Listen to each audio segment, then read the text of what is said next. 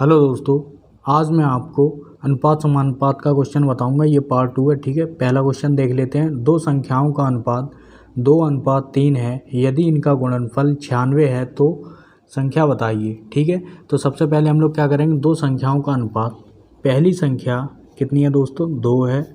दूसरी संख्या कितनी है दोस्तों, 3 है। ठीक है, तो आगे क्या कह रहा है, यदि इनका गुणनफल यानी कि इन दोनों का गुणा हो जाएगा और अगर गुणा होगा तो वर्ग बनेगा। ठीक है, तो इनका गुणा करेंगे, 3 दूनी 6। ठीक है, यहाँ पे ए लिखेंगे, यहाँ पे 6 लिखेंगे। 6a² बराबर, इनका गुणनफल 96 है यानी कि 96 के बराबर है। ठीक है, 6a² बराबर 96। ठीक है, ए का मान निकाल लेंगे दोस्तों। ठीक है, 96/6।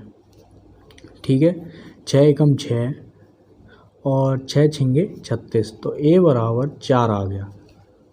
ठीक है, ए बराबर कितना आ गया दोस्तों, 4 आ गया।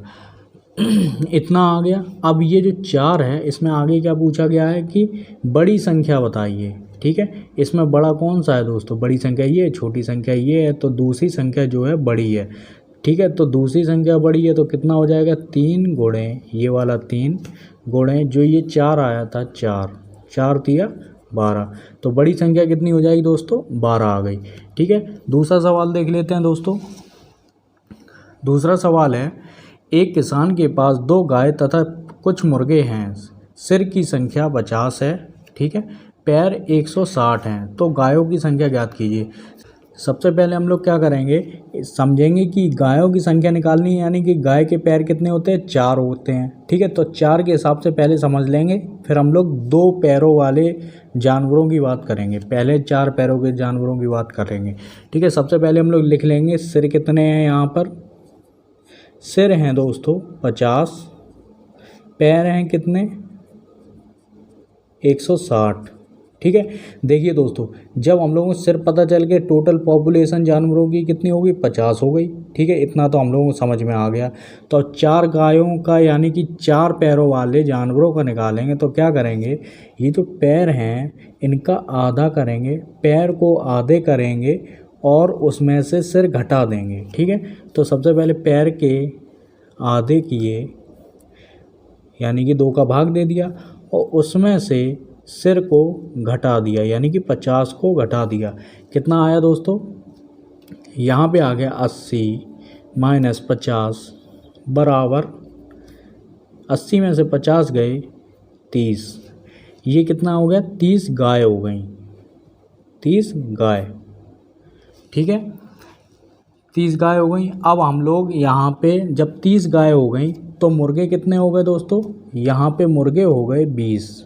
ठीक है, टोटल पॉपुलेशन सिर के हिसाब से, सिर तो एक ही होता है। ठीक है, सभी के सिर एक होता है यानी कि 50, तो 50 में से 30 गाय हो गई तो 20 बचे मुर्गे हो गए। ठीक है, अब हम लोग क्या है कि दूसरे तरीके से समझते हैं। अगर पूछ लिया जाता है कि मुर्गे कितने हैं, तो मुर्गे के तो 2 पैर होते हैं। ठीक है, तो 2 पैर वाले जानवरों की बात कर लेंगे। ठीक है, इसमें क्या है दोस्तों, हम लोगों ने पैर के आधे किए, अभी भी पैर के आधे करने हैं, लेकिन हम लोग अब की बार क्या करेंगे, सिर का डबल करेंगे।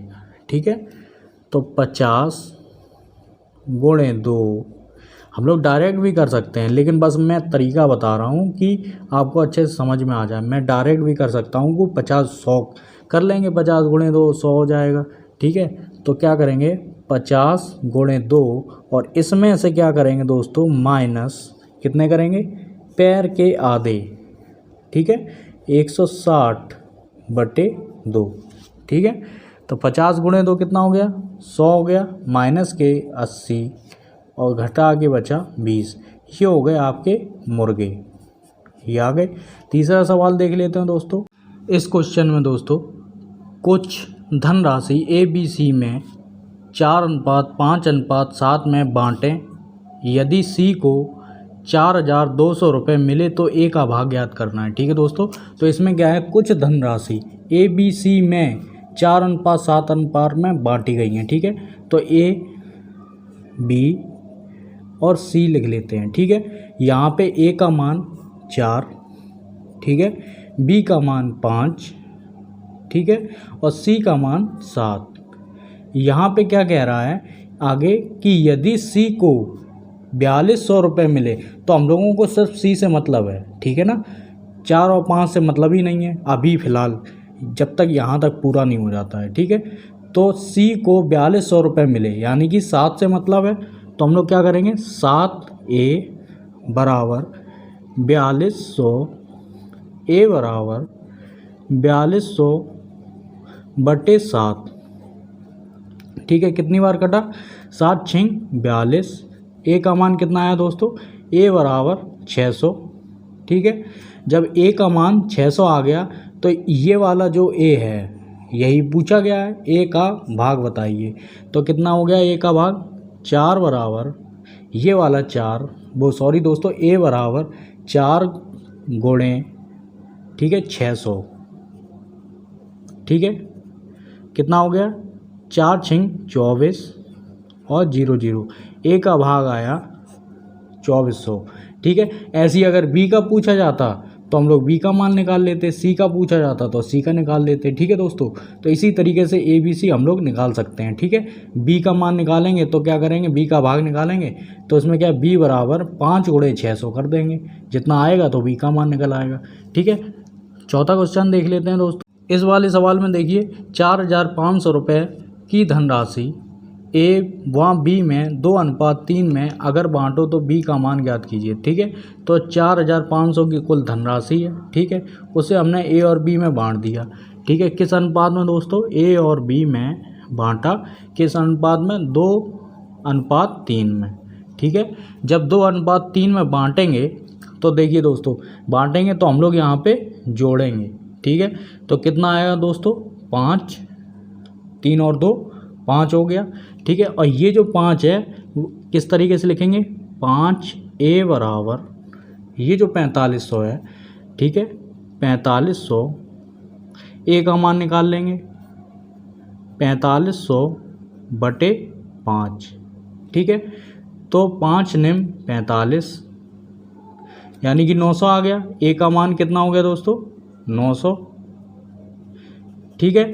जब हम लोगों को यहाँ पे पता चल गया ए का मान तो इसमें गुणा कर देंगे, कोई सी भी संख्या पूछी जा सकती है, ठीक है। बी पूछा गया है, ठीक है, तो बी पूछा गया, बी का भाग पूछा गया, ठीक है। तो 3 गुणे 900, ठीक है ना, 3 गुणे सॉरी दोस्तों 900 और 9 3 27, 2700 आ गया, ठीक है। ए का मान पता करना है तो क्या करेंगे, 2 गुणे 900, ठीक है, 9 दूनी 18 और 0 0 कर देंगे। ए का मान पता चल गया और बी का मान 1800 आ गया, ए बी का मान पता चल गया और ए का मान 1800 हो गया, ठीक है। पांचवा क्वेश्चन देख लेते हैं दोस्तों। इसमें क्या कह रहा है, एक त्रिभुज के तीनों कोणों का अनुपात 2:3:5 है, तो सबसे बड़े कोण का मान ज्ञात कीजिए। यहाँ पे यानी कि त्रिभुज के कोणों का अनुपात दिया गया है, ठीक है। लेकिन हम लोगों को पता होना चाहिए कि त्रिभुज के तीनों कोणों का जो योग होता है वो कितना होता है दोस्तों, 180 होता है, ठीक है। और चतुर्भुज के चारों कोणों का योग कितना होता है दोस्तों, 360 होता है। अगर इस तरीके से क्वेश्चन कोई सा भी आ जाए तो ये वाला इसी तरीके से होगा, ठीक है। तो मान लीजिए पहला कोण, दूसरा कोण और तीसरा कोण, ठीक है। पहला कोण 2, ठीक है, दूसरा कोण 3, 5 और तीसरा कोण 5, ठीक है। अब यहाँ पे क्या करेंगे, यहाँ पे हम लोग जोड़ देंगे सबको, ठीक है। 5 और 5 10, ए बराबर, तो त्रिभुज के तीनों कोणों को का अनुपात दिया गया है, तो यानी कि यहाँ पे 180 की बात हो रही है।